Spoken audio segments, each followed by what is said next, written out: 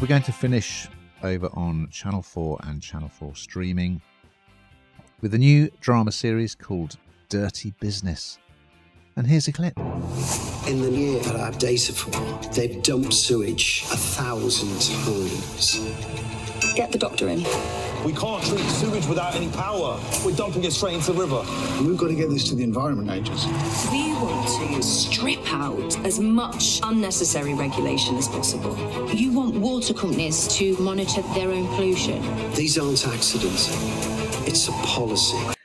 Yes, so this is a 3-parter which explores the stories of victims and whistleblowers who think their lives have been damaged forever after encountering polluted water.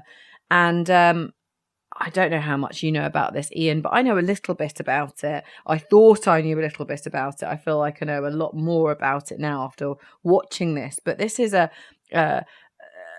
based on a true life sewage scandal which is engulfing the UK's water companies. And you know, this could essentially, like a lot of other documentaries we've seen, this isn't a documentary, this is a drama, but you know, bringing a drama that brings to life something real, I should say, that could possibly change things, because this is awful. And the series centres around this real-life retired police detective, Ash Smith, who's portrayed by David Thewlis, and his neighbour, who's a professor of computational biology. It's a bit of a saying, isn't it? A bit of a word.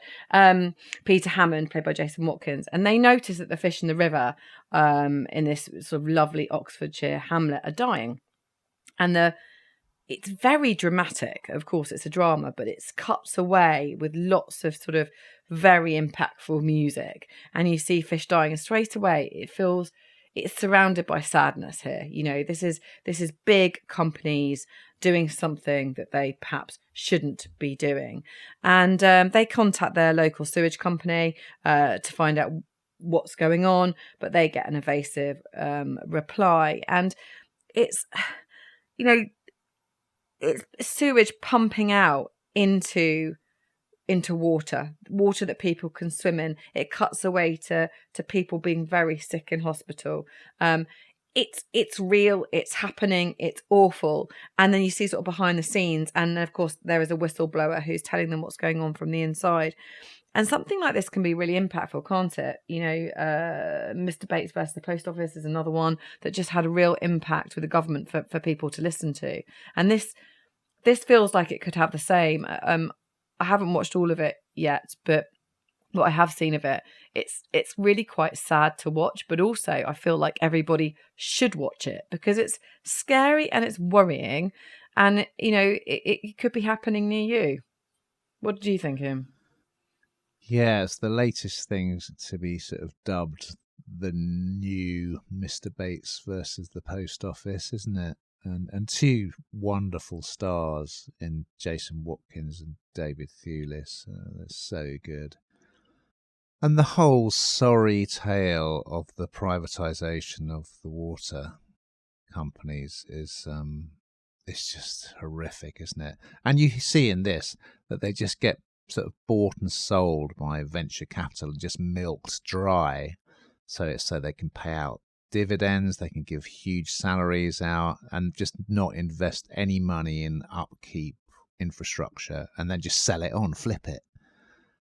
And I mean, you know, if you're not already furious about the disastrous state of you know, the waterways and the way sewage is being treated or not treated, just flushed into the sea and rivers, this will make you absolutely seeing red. It's just the response, first of all, the responses from the water company when these two neighbours start asking them questions are just risible, or just deliberately, you know, obfuscatory.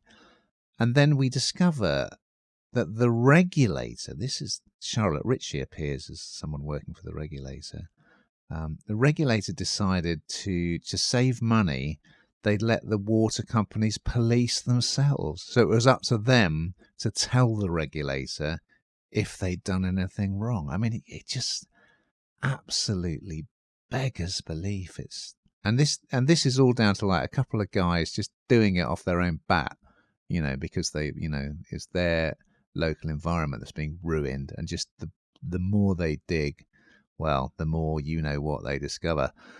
You've also got Asim Chowdhury from People Just Do Nothing. Good to see him. He's playing like a sewage plant worker who becomes a whistleblower. So yeah, I mean it's depressing to watch, because you come away thinking none of this will ever change, or the only way it will do is it just costs the taxpayer a fortune to renationalise these companies. But the whole thing has been a disgrace from start to finish. And yeah, I mean, I'm just really pleased that they've made a drama about it that, it's going to shine a spotlight. I mean, I don't know if you've ever seen it, Ian.